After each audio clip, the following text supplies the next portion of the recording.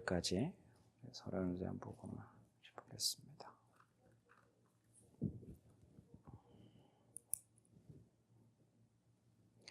우리 같이 1절부터 5절까지 본문은 우리가 성경을 찾아서 보도록 하겠습니다. 사람들이 시켜서 사도가 된 것도 아니요 사람이 맡겨서 사도가 된 것도 아니요 예수 그리스도께서 그리고 그분을 죽은 사람들 가운데서 살리신 하나님 아버지께서 임명하심으로써 사도가 된 나 바울이 나와 함께 있는 모든 믿음의 식구들과 더불어 갈라디아에 있는 여러 교회에 이 편지를 씁니다. 우리 아버지 하나님과 주 예수 그리스도께서 내려주시는 은혜와 평화가 여러분에게 있기를 빕니다. 예수 그리스도께서는 하나님 우리 아버지의 뜻을 따라 우리를 이 악한 세대에서 건져주시고 우리의 죄를 대속하기 위하여 자기 몸을 바치셨습니다. 하나님께 영광이 영원무궁하도록 있기를 빕니다. 아멘. 자, 오늘부터 우리가 갈라디아서를 이제 같이 말씀을 보려고 하는데요. 오늘은 이제 갈라디아서의 서론에 대한 해당되는 부분이겠죠. 갈라디아의 배경, 그 다음에 그 배경의 역사 무대가 어떻게 그 시대에 이루어져 있는가를 설명하고 있는 것들을 한번 보려고 합니다. 주보에 나와 있는 도표처럼 사도행전 13장, 15장이 갈라디아에서 전체적인 배경을 설명하고 있고요. 그리고 갈라디아에서 전체적인 배경에 대해 맞춰서 어떻게 역사가 터닝이 되고 있는 부분이 어떤 부분이 있었는가를 우리가 한번 점검해 보면 갈라디아를 조금 더 이해하는 데 도움이 될 것 같습니다. 사도행전 1장부터 12장까지는 모든 중심이 예루살렘으로 이루어집니다. 예수님이 있었고요. 그 다음에 예수님이 부활 승천하셨고요. 그리고 그 모든 예수님에 따르는 제자들이 예루살렘에 머물러 있었고 그 모든 마더처치라고 하는 예루살렘의 교회, 그 교회의 중심으로 이제는 그들이 그 예루살렘 근교에 있는 유대인들에게 복음을 전하고 또 예수의 복음을 전하는 것이 사도행전 전체의 이야기 중에서 한 부분, 서론에 대한 부분 12장이죠. 그러고 난 다음에 역사가 이제는 바뀌어집니다. 중심 무대가 예루살렘이 아니라 중심 무대가 수리아 안디옥으로 바뀌어집니다. 이제 지도를 보면 바로 예루살렘에 있었다가 수리아 안디옥으로 중심 무대가 바뀌고 그 모든 것이 이제는 사도행전 13장부터서 28장까지 모든 역사가 이제는 예루살렘이 아니라 안디옥 중심으로 해서 소아시아, 이제 유럽까지, 로마, 이탈리아까지도 중심의 모든 무대가 바뀌어집니다. 그리고 28장에서 모든 부분이 이제는 로마에서 마지막 부분이 바울이 생애를 마치고 거기서 순교를 당하는 것이 전체적인 이야기 스토리의 중심입니다. 왜 이것이 중요하냐면 그 전까지는 모든 것이 마태, 마가, 누가, 요한복음 그리고 모든 복음의 중심은 예루살렘이었습니다. 그리고요, 여러분이 사복음서를 잘 보면 이제 우리가 고난주간 되면 그것을 다시 또 우리가 하는데 예수님 복음을 전하는 가장 중심의 그 지역이 어디냐라고 본다면 예루살렘이 아니었습니다. 모든 중심의 복음을 전하는 곳은 어디였냐면 갈릴리 지역이었습니다. 북부 갈릴리 지역. 그 갈릴리 지역을 넘어가면은 바로 이제는 뭐예요? 바로 안디옥처럼 이렇게 넘어가는 거죠. 암몬을 지나고 그쪽인 거죠. 그래서 헤롯을 피해서 모든 이들이 그것을 넘어가고 암몬 수리아로 넘어가고 그 다음에 박해가 없다게 되면 다시 이스라엘로 넘어오고 그 중심 지역이 어디냐 하면 갈릴리, 디베레아 바닷가 그 중심인 거죠. 그래서요, 거기에 보면 팔복산이라고 있어요. 팔복산이 어디냐? 바로 갈릴리 지역 밑에 있는 것이 팔복산인 거죠. 하나님의 나라에 대한 복음을 선포하신 곳, 그 다음에 가나 혼인잔치가 있었던 곳, 그 다음에 그 병자들을 낫게 하는 곳, 그리고 그들을 치유하시고 500년 역사가 일어났었던 곳, 그 모든 중심이 어디냐라면 갈릴리 지역인 거예요. 하나님의 복음의 중심의 지역이 갈릴리 지역이었었고, 그리고 예수님이 오셨을 때는 언제냐? 절기가 있을 때에 그때는 예수님이 예루살렘으로 오게 됩니다. 이 절기 때는 예수님뿐만 아니라 디아스포라에 있는 수많은 유대인들이 그 절기에 맞춰서 예루살렘에 모이게 되고 그들이 가지고 동전을 바꿔서 어떤 것으로 양을 구입하게 되고 그 양으로 제사를 드리게 되는 절기 중심의, 유대인들에게는 철저하게 절기 중심의 문화가 있는 거죠. 그래서 유대인들은 그 역사 속에서 절기와 할례는 그들의 중심의 기둥이 되어 있습니다. 그래서 유대인들의 그 전통을 이어가는 이 두 가지는 절대로 놓치지 아니하는 문화였었죠.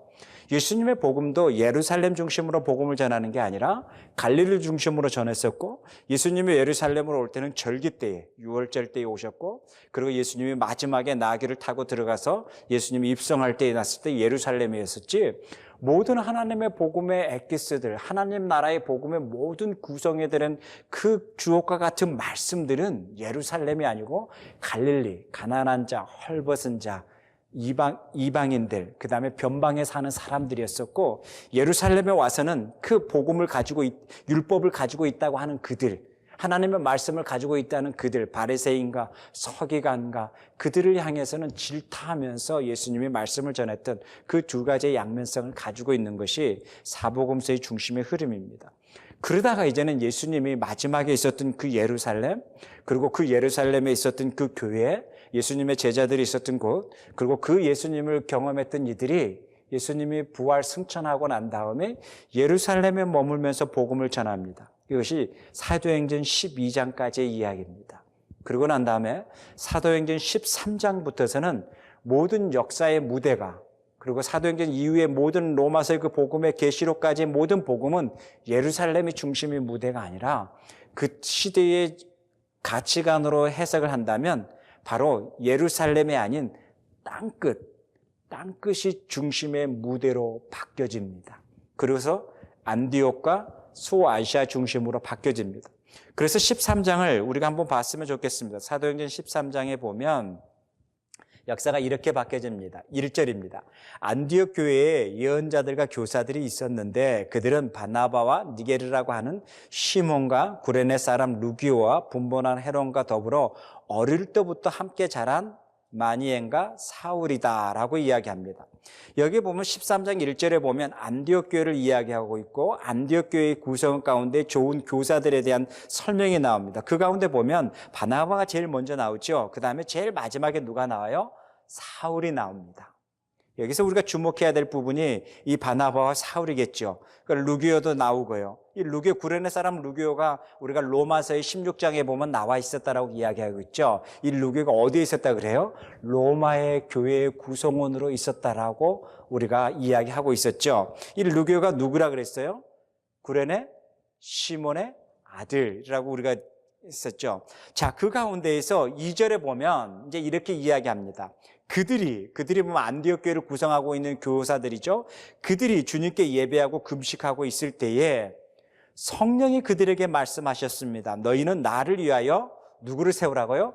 바나바와 바울을 세우라고 이야기합니다. 그리고 그들에게 어떠한 일을 맡기려고 하는 것이죠.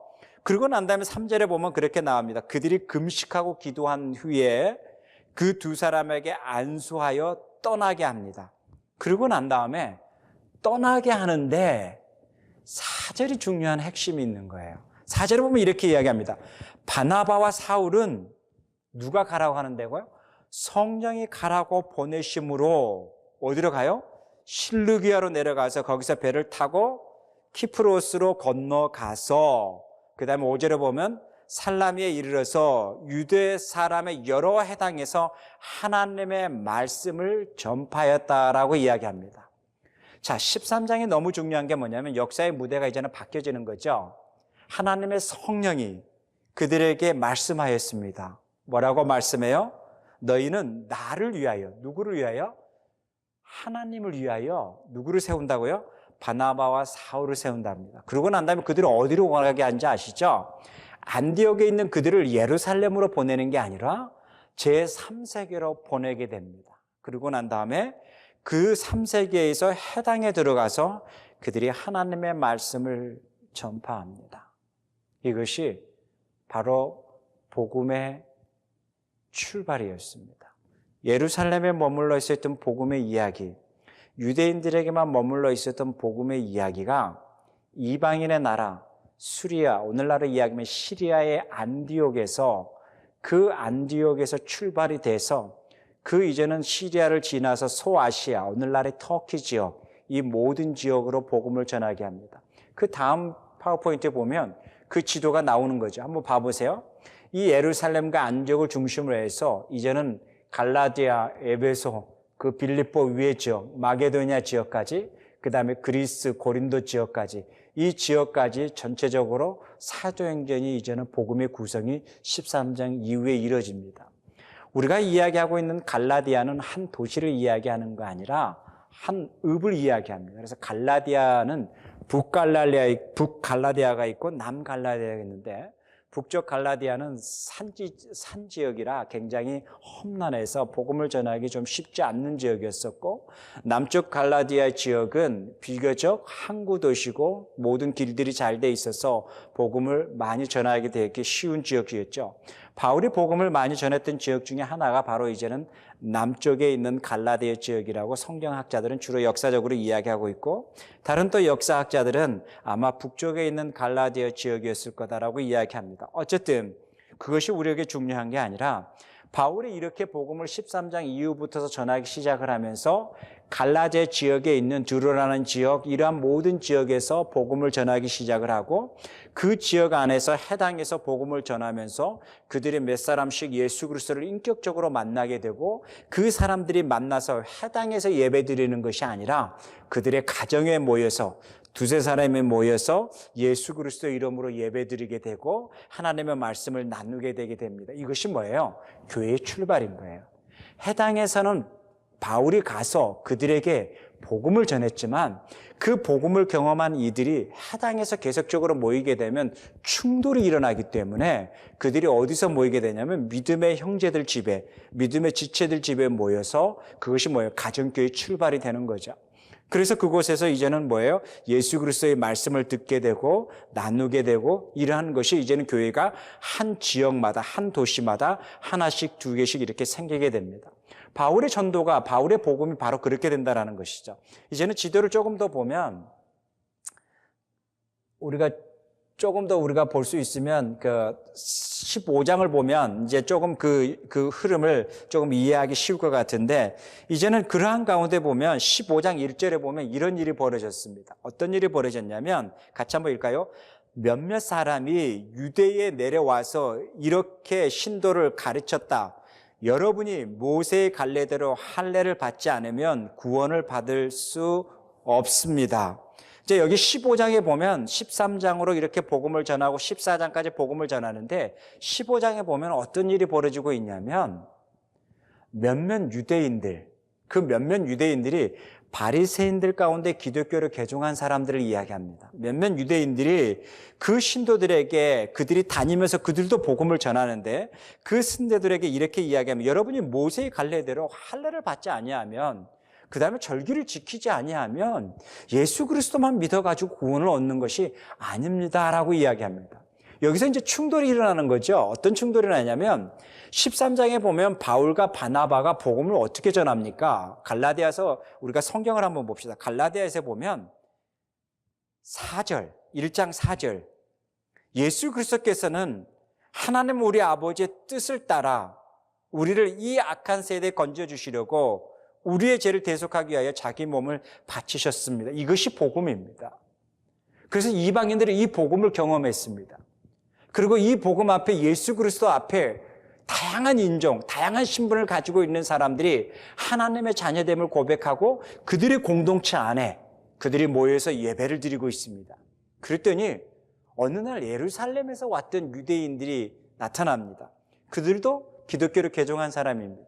그러면서 그들에게 이렇게 이야기를 하죠. 여러분, 그것만이 복음이 아닙니다. 복음은 바로 할례를 받아야 됩니다.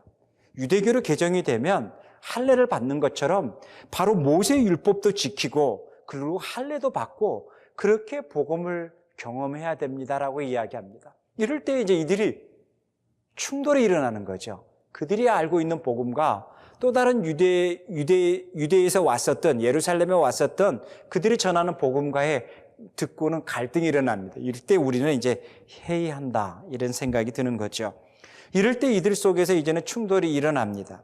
이때 15장, 사도행전 15장에 이때 나타나는 부분들, 이 역사적인 부분을 사도행전 15장을 한번 계속적으로 한번 읽어볼까요?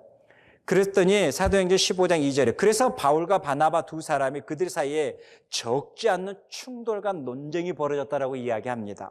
그러고 난 다음에요, 드디어 안디옥 교회는 이 문제로 바울과 바나바 신도들 가운데 몇 사람을 예루살렘으로 올라가서 사도들과 장로들을 찾아뵙게 하고, 그러고 난 다음에 6절을 한번 볼까요? 6절에 보면 이렇게 이야기합니다. 사도들과 장로들이 이 문제를 다루려고 모였다라고 합니다. 이것이 뭐예요? 예루살렘 공회였습니다. 이것이 AD 49년에 있었던 이 부분입니다. 그러고 난 다음에 이 모든 부분 속에서 논쟁이 있는데, 여기에 보면 바로 그 유대교, 바리새파, 기독교를 개정한 사람들이 출연하는 부분을 바로 사도행전 15장 5절에 보면 나옵니다. 같이 한번 읽을까요? 5절에 보면, 그런데 바리새파에 속하였다가 신도가 된 사람 몇이 일어나서 이제 이방 사람들에게도 할례를 행하고 모세 율법을 지키도록 명하여야 합니다라고 합니다. 이 사람들이 누구냐면 바리새파 사람들, 쉽게 말하면 율법을 모르는 사람들이 아니라 율법을 연구했던 바리새파 사람들. 그러고 난 다음에 이 사람들이 기독교를 개종을 합니다. 기독교를 개종하고 난 다음에 이들이 이제는 그 하나의 어떤 그들 안에서 기독교인으로서의 구성원을 이루면서 그 예루살렘 교회 안에서 그들이 이야기를 하는 거죠. 그들이 이야기할 때 보면 한번 생각해 보세요. 그들은 모세 율법을 배웠던 사람들이고 유대의 절기를 배웠던 사람들입니다. 그리고 교회 구성원으로서 살고 있는 거죠. 그런데 그 예루살렘 구성원을 보니까 베드로라는 사람이 있고 또 베드로를 따르고 있는 제자들도 있고 그러는데, 그 사람들을 보니까 모세율법 배운 사람도 아니네요. 그리고 정식적으로 어떤 학파에서 교육을 받았던 사람도 아니네요. 그냥 갈릴리에서 어부 출신이었었고 갈릴리에서 그냥 그렇게 있었던 사람들인데, 변방에 있던 사람들인데 어느 날 예수님을 따랐던 사람들이고 예수님을 경험했던 사람들이고 예수님을 3년 동안 따르다가 어느 날 예수님이 제자라고 하고 수제자라고 하네요. 그런데 그들의 신분을 보니까 교육의 환경이 썩 좋은 것은 아니라는 것이죠. 그러니 저들이 가르치는 게 무슨 근거로 가르친가에 대한 의아함도 생겼을 것이고, 그 교회 안에서 여러 가지 가르침에 대해서 충돌이 나타날 수도 있었던 부분도 있었겠죠. 자, 그러한 가운데에 이제는 바리새인 가운데에서 교육을 받았던 사람들이 그 예수교의 매력이 돼서 기독교로 개종했던 사람들, 그 사람들이 보니까 너무 가르치는 게 무질서하다라고 생각할 수도 있었겠죠. 그러한 부분 속에서 이제는 예루살렘 교회 안에서 이렇게 충돌이 일어납니다. 이러한 충돌이 일어났을 때에 사도들과 장로들이 이 문제를 다루려고 다 예루살렘 교회에 모였다라고 합니다. 그 가운데 안디옥 교회에서도 파견을 했죠. 바나바와 몇몇 신도들을 파견을 합니다. 자, 이 가운데에서 이제 7절, 8절, 9절에 보면 그 논쟁의 요지가 이렇게 나옵니다. 7절입니다. 많은 논쟁한 뒤에 베드로가 그들 가운데 말하였다. 형제 여러분, 여러분이 아시는 대로 하나님께서 일찍이 여러분 가운데서 나를 택하셔서 이방 사람들도 내가 전하는 복음의 말씀을 듣고 믿게 하였습니다라고 합니다.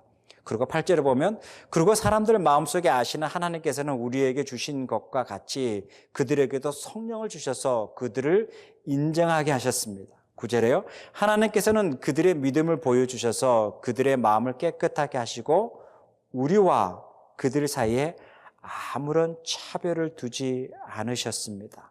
이것이 이제 베드로가 그들 가운데 일어나서 그 모든 논쟁 부분에 이제 정리를 하는 거죠.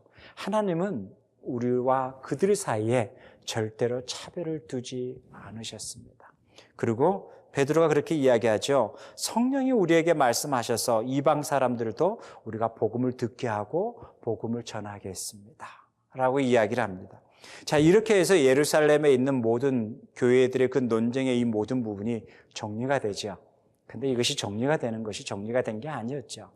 그렇지만 바리새파의 기독교인들은 끊임없이 그들이 다니면서 바울이 전한 곳 혹은 베드로가 전한 곳, 그리고 그들의 있는 곳에 대해서 그들이 복음을 전합니다.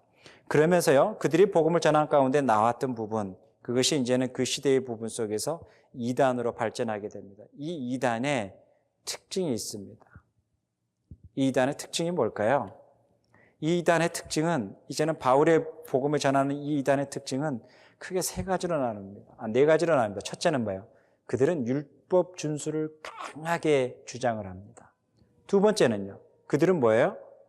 유대인들의 전통, 유대인들이 가지고 있는 율법, 그 전통 위에 기독교가 이식이 돼야 된다라고 그들은 가르치고 있습니다. 그 다음에 세 번째, 그들에게는 어떤 것이 가장 문제가 되겠어요? 바울의 사도성을 부인하게 합니다. 바울의 사도성을 인정하지 않죠. 그래서 갈라디아 교회에 가서, 갈라디아에 있는 교회들에 가서 그렇죠. 야, 바울은 우리 유대교에서 그 유대교를 배반했던 사람이다. 바울은 예수님의 제자도 아니었다.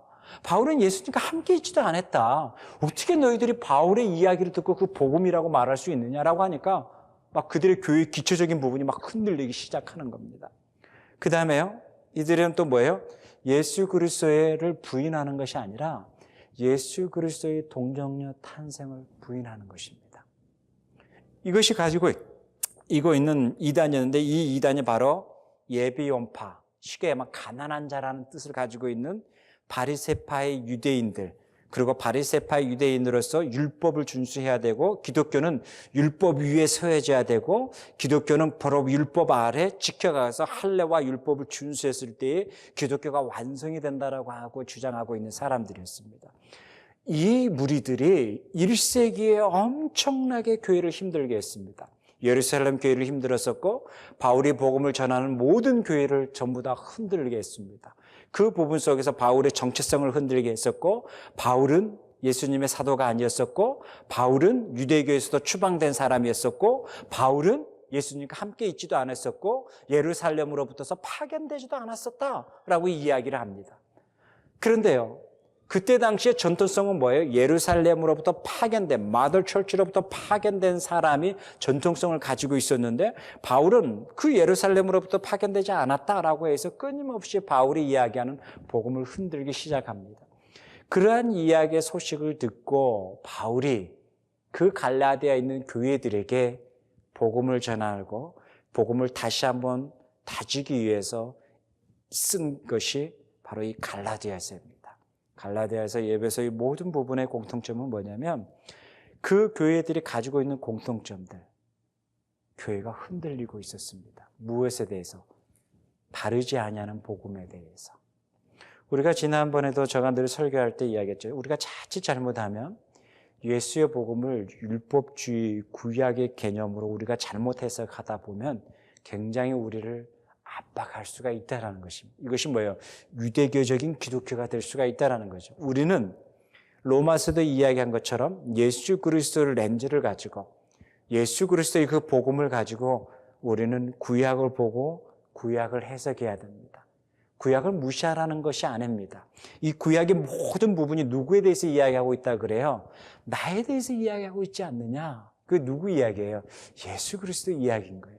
그러기에 우리는 구약의 이 모든 부분이 예수 그리스도에게 초점이 맞춰져 있고, 그리고 예수 그리스도는 구약의 그 역사 위에 복음을 설명하고 있다라는 것입니다. 그가 출현함이, 그가 이 땅에 오심이 어느 날 나타나는 것이 아니라 구약의 역사의 무대 위에 나타나고 있다라는 것입니다. 이것이 뭐예요? 복음의 역사성이라는 것이죠. 그래서 우리가 4번의 질문에도 그렇게 이야기하는 거죠. 바울은 갈라디아의 교인들에게 전하는 복음은 역사성인 거예요. 4절에 보면 이렇게 이야기하고 있어요. 갈라디아에서 1장 4절에 예수 그리스도께서는 하나님 아버지의 뜻을 따라라고 이야기합니다. 이것을 다르게 이야기할까요?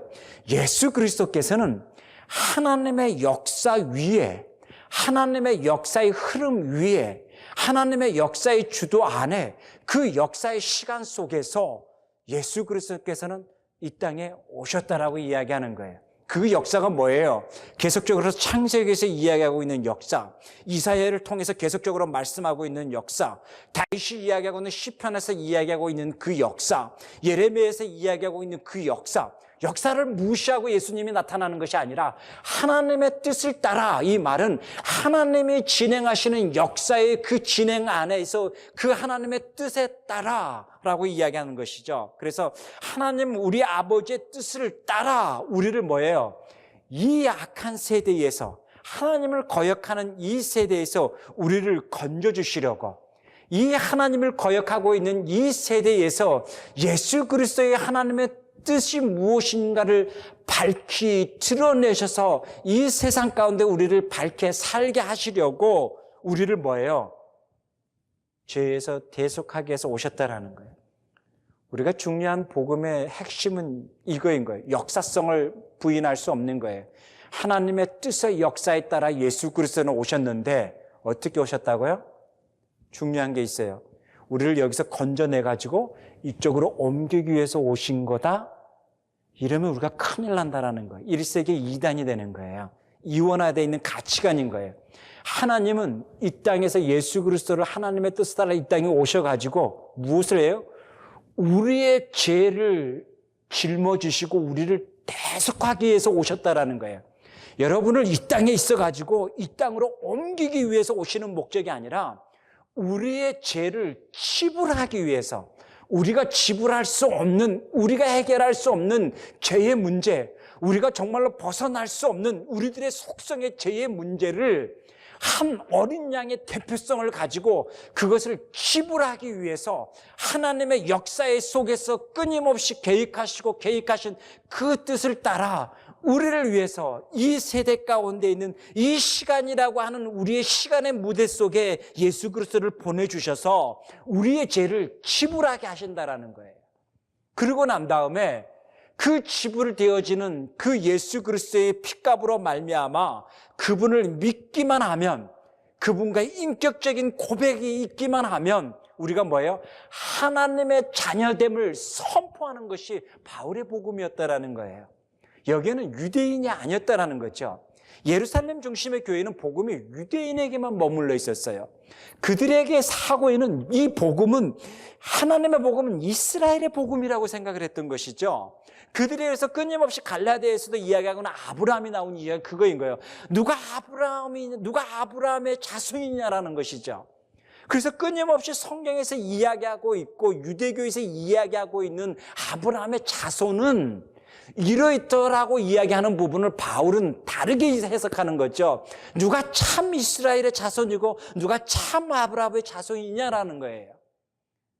아브라함이 이야기했었고 아브라함이 약속했던 그 복음을 저버리는 네가 참 이스라엘의 자손이고 아브라함의 자손이냐, 아니면은 색깔이 다른 유대인이 아닌 변방에 사는 사람이라 할지라도 그 아브라함의 복음을 경험하고 받아들이는, 그것을 믿고 따르고 있는 이가 참 아브라함의 자손이냐, 이것이 이제 바울의 복음을 변증하는 과정인 거죠.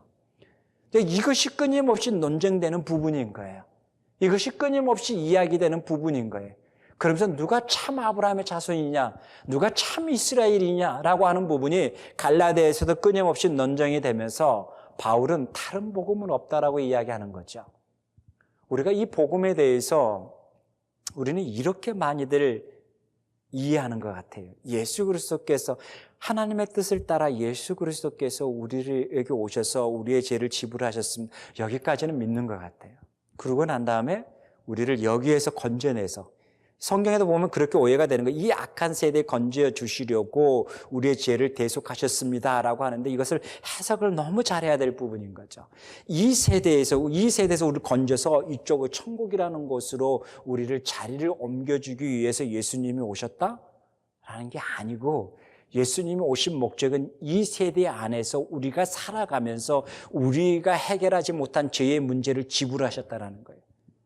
자, 그럼 우리가 한번 심플하게 생각하자고요. 내가 예수 그리스도를 인격적으로 만나니까 우리가 죄를 짓지 아니하고 내 주위에 있는 모든 것들이, 죄의 무리들이, 모든 것들이 싹 없어지냔 말이에요. 안 없어진단 말이에요. 우리는 죽는 그날까지 이 악한 세대에서, 이 시대 속에서, 이 문화 속에서, 이 혼돈된 가치관 속에서 우리는 끊임없이 침투당하면서 살아가는 존재라는 거예요. 그래서 얼마만큼 침투당하고 얼마만큼 우리가 점식적으로 암세포처럼 점점점 번져가느냐의 차이가는 있지, 우리의 모든 부분 속에서 완전히 없어지는 부분이 아니라는 거예요. 그것이 악한 세대라는 거죠. 그런데 예수께서 우리가 오신 것은 이것을 이렇게 옮겨주는 것이 아니라 그 가운데에, 그 악한 세대 속에서 끊임없이 침투되는 삶 가운데 살면서 우리가 해결하지 못하는 근본적인 부분, 죄에 대한 부분, 이 부분을 우리를 위해서 해결해 주신 것이 복음이라는 거예요. 그렇게 복음을 경험하니까는 우리가 무슨 프리웨이처럼 모든 길이 쫙 열리고 이제는 믿음의 문이 열리고 시험에 들지 아니하고 그러는 것이 아니라는 거예요. 더 악한 일이 우리를 침투해오고 더 어려운 일이 우리를 침투해온다는 거예요. 그런데 복음의 진미는 이 복음을 경험한 사람들이 이곳에서 하나님 나라가, 하늘의 나라가 이 땅에서 이루어지기를 우리가 소망을 품고 살아가는 존재들, 이 악한 세상은 정말 끝내고 빨리 또 다른 세상으로 가겠다라는 그 이전, 이사의 부분이 아니라 우리가 이곳에서 이제는 끊임없이 우리를 침투하는 이 부분 속에서 건강한 세포, 예수 그리스도로 말미암아 더 건강해진 세포, 그리고 예수 그리스도를 말미암아 경험했던 사람들이 더 강인한 믿음, 그리고 예수 그리스도를 경험했던 사람들이 더 하나님을 의지하고 신뢰함 속에서 이 세상에서 넉넉하게 살아가는 법을 배워가면서 예수 그리스도가 오심으로 말미암아 하늘의 나라가 이 땅에서 이루어지는 것을 우리가 고대하면서 가고 있는 그 나라, 이것이 뭐예요? 하나님의 나라라는 거예요. 이것이 팔복에 이야기하고 있는 하나님의 나라고 바울이 전했던 하나님의 나라, 예수의 복음이라는 거예요. 예수의 복음은 우리가 이 땅에 있어서 우리가 가장 해결하지 못한 근본적인 부분, 우리가 노력해서도 해결하지 못한 근본적인 부분, 죄라는 부분을 해결해 주셨고, 이제는 우리가 손만 뻗으면 수없이 범할 수 있는 죄의 그 세대 속에서 살아가면서 우리가 어떻게 살아야 될 것인가를 우리에게 나침반 내비게이션을 주셨다라는 거예요. 근데 중요한 건 그것을 어떻게 사용하고 어떻게 붙들고 가고 어떻게 신뢰하고 가는 건가는 끊임없이 우리가 흔들리지 아니하는 하나님 아버지와의 신뢰의 관계, 그 속에서 믿음이 견고해질 때에 가능하다라는 거예요. 바울은 이 복음을 전했는데 어느 날 예루살렘에서 왔었던 바리새파 기독교인들이 나타나서 바울의 정체성을 흔들고, 그리고 그들에게는 율법과 할례의 기초 위에 예수 그리스도의 복음이라고 이야기하고 있을 때에 그들에게는 얼마나 많은 혼란이 일어났겠습니까? 그래서 바울이 그 이야기를 듣고 복음을 전하기 시작을 합니다. 이 복음이 바로 이 갈라디아서라는 거예요. 그래서 여러분에게 복음은 뭔가, 바울이 전한 복음이 과연 우리에게 지금 나에게도 있는가라고 우리 한번 구상을 한번 해봐야 되는 거예요. 여러분, 우리에게도 많이 뒤흔들고 우리를 좀먹는 이단들이 얼마나 많아요. 유대교적인 이단들, 엠베니온 같은 이런 이단들, 요즘에 큰 이단들은 어디에 있는지 아세요? 유튜브에 많이 있습니다. 유튜브가 굉장히 좋으면서도 유튜브가 굉장히 많이 악한 것을 번질 수 있는, 그럴싸하게 우리를 현혹시켜서 갈 수 있는 부분이 있다는 거죠. 수없이 종파들이 많이 나왔다는 거예요. 1세기에. 그런데 그 가운데에서 바울이 끊임없이 목숨을 가지고 지켰던 게 뭐냐? 바로 복음이 무엇이냐라는 거예요. 우리도 마찬가지겠죠. 우리도 이 땅에 살면서 이 풍요로운 시대, 우리가 손만 뻗으면 수없이 죄를 질 수 있는 이런 쉬운 시대, 이런 문화들, 이 가운데에서 우리가 어떻게 살아갈 수 있을까요? 복음이 있을 때에, 우리가 건강한 세포가 있을 때에 저항 세력에 대해서 그것을 거부할 수가 있다는 것입니다. 만약에 우리에게 저항하는 건강한 세포가 없다면 어느 순간에 우리의 몸을 접먹기 시작하고 우리는 저항하지 못하고 끌려갈 수밖에 없는 존재가 된다는 거죠. 그렇게 우리 안에 내재하신 성령은 끊임없이 우리의 마음을 두들깁니다. 우리를 어디로 가게 만들까요? 말씀에 초점을 맞추게 만들고요. 우리를 끊임없이 말씀에 무릎 꿇게 만들고요. 끊임없이 우리의 사고와 생각들을 말씀 앞에 교정하게 만듭니다. 이것이 뭐예요? 창세기 13장에서 성령이 그들을 세워서 아시아 교회를 보내는 것처럼 성령이 지금 이 악한 세대에 우리에게 임재하셔서 우리를 말씀에 초점을 맞추게 하시고 말씀 앞에 무릎 꿇게 만들면서 우리가 말씀 중심으로 살아가는, 그리고 이 세대 속에서 예수 그리스도가 나의 주님이라는 그 고백이 어제와 오늘의 고백이 더 깊어지고 넓어지는, 그래서 그분밖에 없음을 고백하고 있는 삶의 자리가 우리를 건강하게 끌고 간다는 것입니다. 우리 성도들, 우리의 삶의 터 위에, 우리의 가정 위에, 우리의 직장 위에, 그리고 우리가 만나는 사람들 가운데에서 우리가 현혹되지 맙시다. 말씀에 뿌리를 두고 삽시다. 그래서 우리 안에 건강한 세포가 끊임없이 더 많아지게 만듭시다. 그래서 저항하고 세상 가운데서도 아니라고 말할 수 있고 노라고 말할 수 있는 복음의 건강한 세포들이 우리 안에서 더 강하게 생성되도록 우리가 말씀에 뿌리를 두도록 합시다.